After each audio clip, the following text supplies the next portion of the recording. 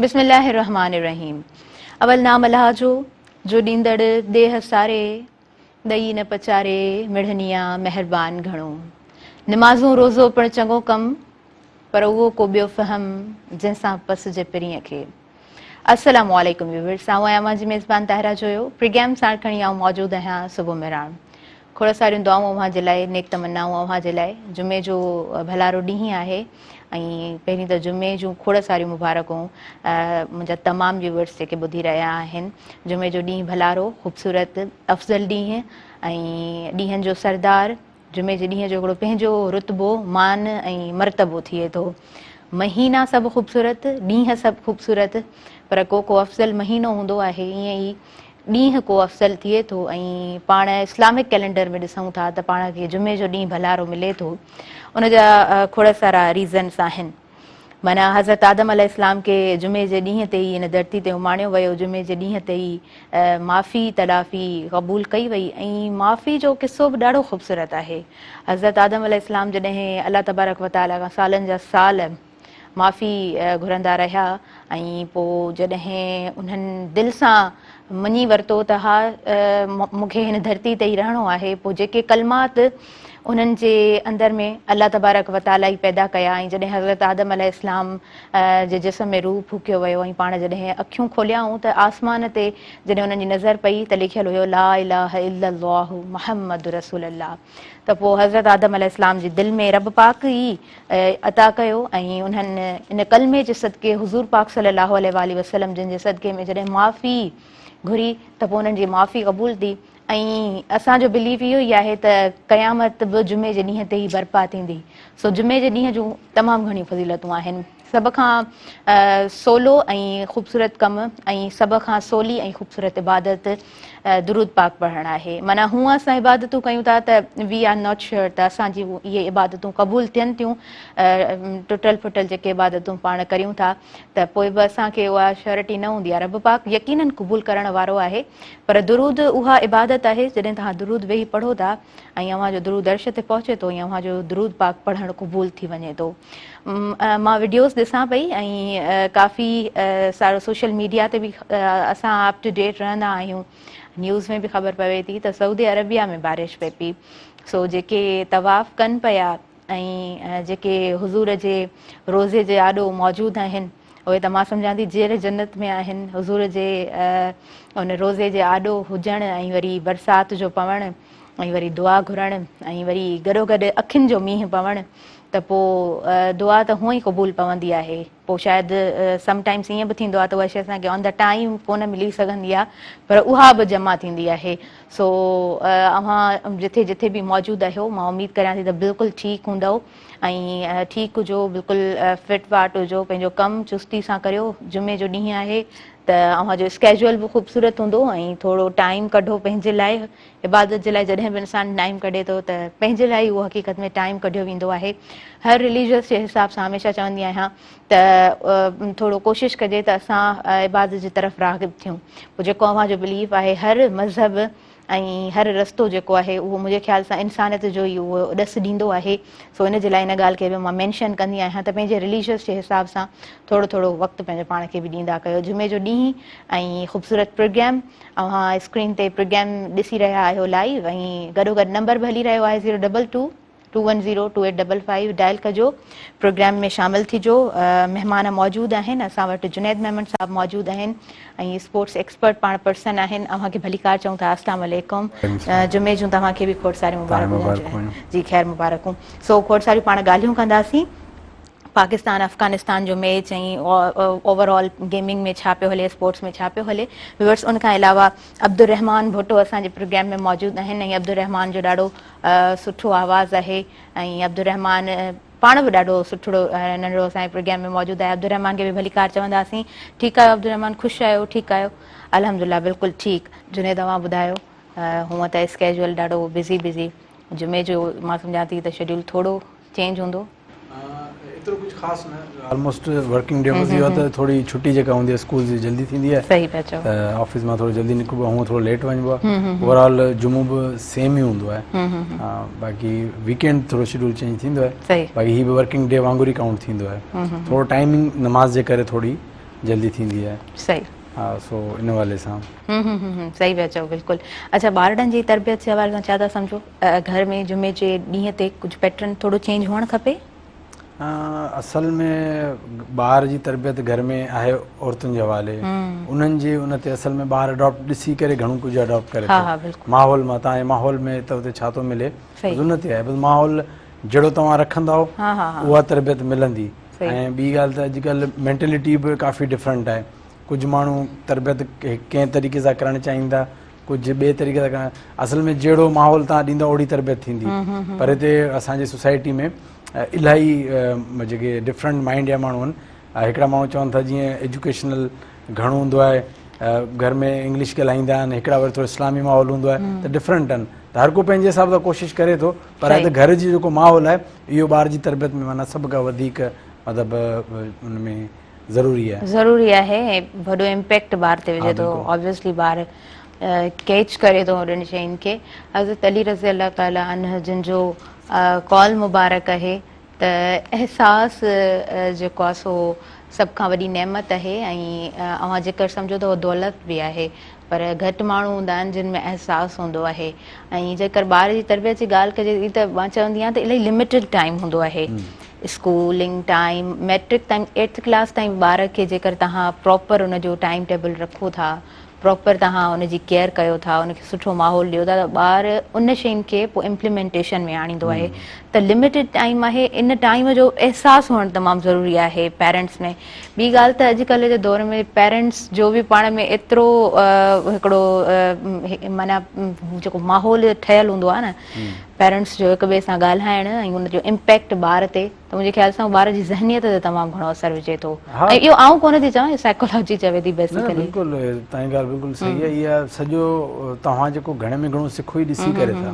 मतिलबु तव्हां स्कूल वञो था, पढ़ो था, उहो त अलॻि आहे। ॾिसी करे ऐं तजर्बे मां, एक्सपेरिमेंट मां जेको शइ माण्हू सिखे थो उहा हमेशह लाइ सिखंदो आहे। त माहौल त सम्झो उन खां वधीक त उनजो ख़्यालु रखणु घुरिजे सभिनी खे, त कहिड़ियूं शयूं ज़रूरी आहिनि घर में रखणु हुजे, त माना ॿार ॾिसी करे सिखनि था। हा, बिल्कुलु। And the most important question मां इहो बि तव्हां खां पुछणु चाहींदमि, तव्हां छा था सम्झो हिकिड़ो वालिद जो घर में टाइम ॾियणु केतिरो ज़रूरी हूंदो आहे? हूअं त ओवरऑल माउ जे ई हवाले ॿार खे मर्द ॾेई छॾंदा आहिनि। असल में इहो जेको डिफरेंस हाणे ख़तमु थी वियो आहे। ॾिसो, हाणे तव्हांखे ख़बर आहे त अॻु में इहो हूंदो त मर्द कमाईंदो, औरत घर संभालींदी। त हाणे इहो तव्हांजो सिर्फ़ु 20% ताईं वञी बचियो आहे। 80% जेतिरो आउं सम्झां थो, सुञाणां थो, त हाणे वर्किंग मैन आहे, वर्किंग वुमेन आहे। त घर में इहो ई सिस्टम आहे। त हाणे औरत इहो नथी चए त मुंहिंजी हर ज़िमेदारी मुंहिंजी आहे। औरतूं बि चवनि थियूं त हाणे असीं बि कमायूं थियूं, तव्हां बि घर जा इक्वली कमु कयो। त इहा शइ मतिलबु ॿिन्ही जे तरफ़ आहे, औरतुनि जी तरफ़, मर्दनि जी तरफ़ बि। त मर्द जो बि टाइम ॾियणु ज़रूरी आहे, छो त पर इहो बि ॾिसणु घुरिजे त कुझु शेड्यूल उन्हनि जो थोरो मुश्किल बि हूंदो आहे। अगरि गर्ल्स जॉब कनि थियूं त उहे जंहिं महिल घर अची थियूं वञनि त वरी ॿाहिरि नथियूं निकिरनि। पर तव्हांखे ख़बर आहे त ॿाहिरि जा केतिरा कमु थियनि था। घर में हीउ मसइलो थियो, हीअ ग्रोसरी कोन्हे, हीअ शइ कोन्हे, खीर कोन्हे, फलाणी शइ कोन्हे, तव्हां 5 शयूं वठी अचो, वरी बि 2 शयूं खुटी ईंदियूं। त मतिलबु ॿाहिरि जो कमु घणो आहे अनफॉर्चुनेटली। त ओवरऑल ज़िमेदारी त आहे मतिलबु पीउ ते तमामु घणी। त कुझु न कुझु मतिलबु उन जेको तरबियत आहे ॿार जी, का न का ज़िमेदारी 1-2 उहो खणे ऐं उन में मतिलबु तमामु ज़रूरी आहे। चेक एंड बैलेंस हा बिल्कुलु ज़रूरी आहे न। अच्छा, हाणे तव्हांजी फील्ड जे हिसाब सां ॻाल्हायूं था, अफ़गानिस्तान ऐं पाकिस्तान जो मैच कीअं रिव्यूज़ ॾींदा? पाकिस्तान अफ़गानिस्तान जो मैच मतिलबु पहिरियों मैच असल में हिन ते माण्हू जेके रिव्यूज़ ॾियनि पिया, राति खां ॾिसां पियो त पाकिस्तान खे इलाही मतिलबु हुन में एप्रिशिएट कनि पिया। नो डाउट विनिंग ते एप्रिशिएशन मिलणु घुरिजे, नो डाउट। पर पाकिस्तान ऐं अफ़गानिस्तान खे कंपेयर कजे त पाकिस्तान खे ईअं मैच न खटणु घुरिजे। पाकिस्तान खे अफ़गानिस्तान जे अगेंस्ट 1 साइडेड विन करणु घुरिजे। अच्छा, हा, ॾिसो पाकिस्तान जी टीम इलाही स्ट्रॉन्ग आहे। अगरि पाकिस्तान जी हिस्ट्री चेक कई वञे त पाकिस्तान हिकु स्ट्रॉन्ग साइड आहे। अफ़गानिस्तान जी हिकिड़ी नई टीम आहे, उहा अञा सिखे पई। उन सां पाकिस्तान अचो हमेशह इहो मैच थो खेॾे, सफ़ा क्लोज़ थियो वञे। अगरि पहिरें मैच में ॾिसिजे तॾहिं बि पाकिस्तान 200 ते ऑल आउट थी वई, त हर कंहिंखे उमेद हुई त अफ़गानिस्तान खटींदो। नो डाउट पाकिस्तान बॉलिंग तमामु ज़बरदस्त कई ऐं सिर्फ़ु 60 रन्सनि ते आउट कयो, नो डाउट बहितरीनु। वरी अगरि राति वारो मैच तव्हां ॾिसो, पाकिस्तान 301 आख़िरी बॉल ते वञी चेस कयो आहे त आउं सम्झां थो पाकिस्तान खे मतिलबु थोरो इज़ीली विन करणु घुरिजे अगेंस्ट अफ़गानिस्तान। सही। छो त तव्हांजो टारगेट अफ़गानिस्तान न आहे, तव्हांजो टारगेट अगरि अपकमिंग एशिया कप जी ॻाल्हि कजे त इंडिया आहे, श्रीलंका आहे, जेके स्ट्रॉन्ग टीम्स आहिनि, या वर्ल्ड कप जी ॻाल्हि कजे जेको तव्हां अपकमिंग अचण वारो आहे ईयर जी एंड में इंडिया में आहे, त उते ऑस्ट्रेलिया हूंदी, इंग्लैंड हूंदी, न्यूज़ीलैंड हूंदी, इंडिया हूंदी, जेके रियल थ्रेट्स आहिनि, त उन्हनि जी तयारी करणु घुरिजे। अफ़गानिस्तान जहिड़ी टीमनि जे ख़िलाफ़ पाकिस्तान खे ईज़ीली विन करणु घुरिजे। राति वारी मैच में बि अगरि ॾिसिजे त नो डाउट पहिरीं त सभ खां पहिरीं तारीफ़ करणी पवंदी गुरबाज़ जी, अफ़गानिस्तान ओपनर तमामु बहितरीनु खेॾियो, 150 स्कोर करणु against Pakistan G strong bowling line. हर कोई चए थो पाकिस्तान जी बॉलिंग लाइन दुनिया जी अगरि पेस जी बि ॻाल्हि कजे, फास्ट बॉलिंग जी ॻाल्हि कजे त सभ खां बहितर आहे। उनजे अगेंस्ट एॾो ज़बरदस्त खेॾियो ऐं 150 स्कोर कयो, त उनजो त उनखे क्रेडिट ॾियणो पवंदो, बहितरीनु मैच खे अफ़गानिस्तान खे उन पोज़ीशन में उन आंदो। उनखां पोइ अगरि ॻाल्हि कजे पाकिस्तान जी बैटिंग जी, त पाकिस्तान जी बैटिंग बॉलिंग त ओके हुई, ठीकु आहे, 300 रन्स ठही वेंदा आहिनि। पाकिस्तान जी बैटिंग में त सिलेक्शन मूंखे सम्झ में न आई। सिलेक्शन में आउं चवंदसि त जेका तव्हां हमेशा इहो ई प्रॉब्लम हूंदो आहे न, सिलेक्शन जो हमेशा ई प्रॉब्लम अची वेंदो आहे न। ओवरऑल सिलेक्शन ठीकु आहे, जेका टीम सिलेक्शन 11 जी ॻाल्हि कयां त उन में आउं सम्झां थो 1-2 प्लेयर रिप्लेस करण जी ज़रूरत आहे। ॾिसो तव्हां ॾे अगरि 2 स्पिनर पार्ट टाइम तव्हां खेॾायो पिया, इफ्तिखार पार्ट टाइम स्पिन करे सघे थो, आगा सलमान पार्ट टाइम स्पिन करे सघे थो, त उनजो एडवांटेज तव्हां वठो। तव्हां वधि में वधि जेके रेगुलर स्पिनर तव्हां हिकिड़ो खेॾायो, ताकी 2 पार्ट टाइम स्पिनर आहिनि, कुझु ओवर हू करे कुझु ओवर करे, तव्हांजी बॉलिंग लाइन कंप्लीट थी वेंदी। 2 पार्ट टाइम स्पिनर वरी 2 ॿिया स्पिनर वरी 3 फास्ट बॉलर, त बैटिंग लाइन कमज़ोर थी वई। कल्ह इहा शइ बाक़ाइदे तव्हां जिन बि ॾिठो त इहा शइ फील कई त जीअं ई बाबर आज़म आउट थियो त यकदमि इहो फील पियो थियो त यार पाकिस्तान जी बैटिंग लाइन ख़तमु थी वई, हाणे पोयां सिर्फ़ु हिकिड़ो ई बैट्समैन आहे इफ्तिखार, त जेको मुस्तनद जंहिं ते घणो ट्रस्ट हो। त उनखां पोइ वरी हुननि हिकिड़ो एक्सपेरिमेंट कयो, आगा सलमान खे मोकिलियो, वरी हुनखे उसामा मीर खे मोकिलियो, हालांकि हिते इफ्तिखार खे पहिरीं मोकिलणु घुरिजे हा। त आउं सम्झां थो हिते थोरो पाकिस्तान ग़लती करे पियो। पाकिस्तान खे हिकिड़ो स्पिनर विहारे करे पाकिस्तान खे बैट्समैन इन करणु घुरिजे, जेको बि स्क्वाड में मौजूदु आहे उनखे खेॾाइणु घुरिजे, त पाकिस्तान जी बैटिंग लाइन थोरी स्ट्रॉन्ग थिए। बाक़ी ओवरऑल पाकिस्तान बहितरीनु खेॾियो, वन साइड खटी न त वधीक बहितर हो। ऐं पाकिस्तान जी सेलिब्रेशन एज़ यूजुअल, अॻु में अगरि माज़ी जी ॻाल्हि कजे पाकिस्तान ईअं सेलिब्रेट न कंदो हो इंडियन स्टाइल में, छो त इंडिया वारा जॾहिं बि विन कंदा आहिनि त ओवर एक्साइटेड, ओवर सफ़ा थींदा। त राति नसीम शाह वरी बि सेम सेलिब्रेशन कई। असल में जो लास्ट टाइम जो नसीम शाह सेलिब्रेशन कई हुई, त लास्ट टाइम मैच जी सिचुएशन डिफरेंट हुई। हिकिड़ो त झगड़ो थी चुको हो आसिफ अली जो, वरी झगड़े खां पोइ वरी तव्हांजी मैच इलाही क्लोज़ थी वई, ऑलमोस्ट मैच हारण वारो हुआसीं, वरी नसीम शाह अनबिलीवेबल 2 छक्का आया, त उहा सिचुएशन बि हुई। राति अहिड़ी सिचुएशन कोन्हे जो नसीम शाह वरी उहो ई सेम रिपीट कयो, त इहो बि थोरो अजीब लॻो।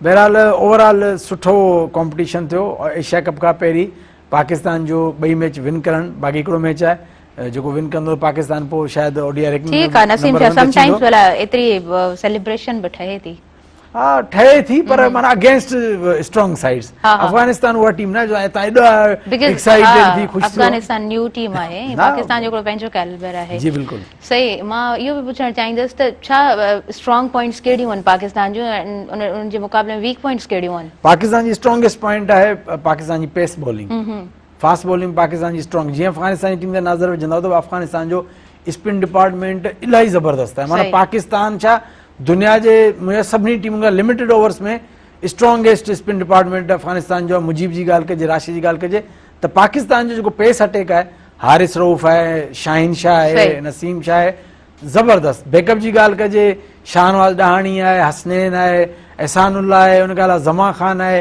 त मतिलबु बैकअप में बि ज़बरदस्त बॉलर्स। पाकिस्तान जी फास्ट बॉलिंग बेस्ट आहे ऐं पाकिस्तान जो अपर ऑर्डर हींअर बहितरीनु आहे। अगरि इमाम जी ॻाल्हि कजे, फ़खर जी ॻाल्हि कजे, बाबर जी ॻाल्हि कजे, रिज़वान, बैटिंग बि स्ट्रॉन्ग आहे। बसि इहो आहे त पाकिस्तान जो थोरो घणो जेको आउं सम्झां थो स्ट्रगल करे थो लेट मिडल ऑर्डर में, मिडल ऑर्डर में या स्पिन डिपार्टमेंट में, थोरो इन में पाकिस्तान वीक नज़र अचे थो। अपर बैटिंग में ऐं फास्ट बॉलिंग में पाकिस्तान सभ खां बेस्ट नज़र अचे। सही सही। ऐं अपकमिंग छा आहे क्रिकेट में एक्साइटेड? अपकमिंग एशिया कप आहे। अफगानिस्तान खां सीरीज़ त पाकिस्तान विन करियो, बाक़ी हिकिड़ो मैच आहे, सीरीज़ त विन करियो, 2 मैच विन करे, त जेको 2 मैच विन कंदो त पाकिस्तान जी इहा उमेदु आहे त रैंकिंग में पाकिस्तान नंबर 1 ते अची वेंदो। शायदि राति बि ॿुधण में आयो त अची वियो, पर शायदि 3 मैच विन कंदो त पाकिस्तान नंबर 1 ओडीआई टीम थी वेंदी दुनिया में। ऐं एशिया कप में इंडिया सां बि मुक़ाबला थींदा, श्रीलंका सां बि थींदा, त एशिया कप जी एक्साइटमेंट घणी आहे, वेट बि आहे। सो बसि हिन सीरीज़ खां पोइ यकदमि एशिया कप। नेपाल जी टीम पाकिस्तान पहुची वई है छो त कुछ मैचिस पाकिस्तान में बि उन खां पोइ वरी श्रीलंका में शिफ्ट थींदो एशिया कप, त उनजी एक्साइटमेंट घणी आहे, उनजो वेट घणो आहे। सही सही। अच्छा, नेपाल जो अचण कीअं पिया ॾिसो? उन खां अलावा लास्ट प्रोग्राम में एस एम नदीम सां ॻाल्हि थी त पिच जो केतिरो इफेक्ट पवे थो, या मतिलबु स्ट्रॉन्ग टीम आहे त डज़ंट मैटर पिच कहिड़ी बि हुजे तव्हांखे फेस करिणो आहे? ॾिसो विकेट जो जेको तमामु घणो फ़र्क़ु पवे थो, छो त तव्हांजो विकेट डिफरेंट आहिनि। अगरि पाकिस्तान जूं विकेट्स डिफरेंट आहिनि, इंडिया जूं वरी अचो श्रीलंका, वरी ऑस्ट्रेलिया इंग्लैंड, त विकेट्स जो वॾो फ़र्क़ु थो पए। जेके मोस्टली ऑस्ट्रेलिया इंग्लैंड न्यूज़ीलैंड में जेके विकेट्स आहिनि उहे बाउंसी ट्रैक्स आहिनि ऐं तेज़ ट्रैक आहिनि। मतिलबु अगरि तव्हां बॉल खे किरायो त बाउंस थिए थो, तेज़ बि वञे थो। एज़ कम्पेयर टू पाकिस्तान में अचो स्लो विकेट्स आहिनि, एतिरो लो बाउंस विकेट्स आहिनि। पाकिस्तान में इन करे स्पिनर कामयाबु हूंदा आहिनि, पाकिस्तान इंडिया ऐं जेके श्रीलंका ऐं ॿाहिरि वरी फास्ट बॉलर त हूंदा आहिनि। त इहो डिफरेंस आहे त विकेट जो तमामु घणी मतिलबु उनजो असरु पए थो मैच ते। त पाकिस्तान खे एडवांटेज आहे वर्ल्ड कप में ऐं एशिया कप में, छो त इहे उहे ई विकेट्स आहिनि जिन पाकिस्तान खे सूट कनि थियूं। नो डाउट इंडिया खे बि सूट कनि थियूं, श्रीलंका खे बि, पर पाकिस्तान खे बि सूट कनि थियूं। हा, त पाकिस्तान लाइ मतिलबु इहो जेके बि अपकमिंग सीरीज़ आहिनि उन पाकिस्तान खे विकेट जो एडवांटेज आहे, छो त पाकिस्तान हिन विकेट्स ते खेॾण यूज़ टू इट आहे। सही, ज़बरदस्त ज़बरदस्त। अच्छा, ऐं मूंखे बि ईअं लॻंदो आहे त पिच जो डेफिनेटली हिकिड़ो इफेक्ट पवे थो। वेल, वक़्तु थी वियो आहे नंढड़ी शॉर्ट कमर्शियल ब्रेक जो। व्यूअर्स, तव्हां काॾे न वञिजो, असां सां गॾु रहिजो, ॾिसंदा रहिजो अवां जो पंहिंजो प्रोग्राम सुबुह में।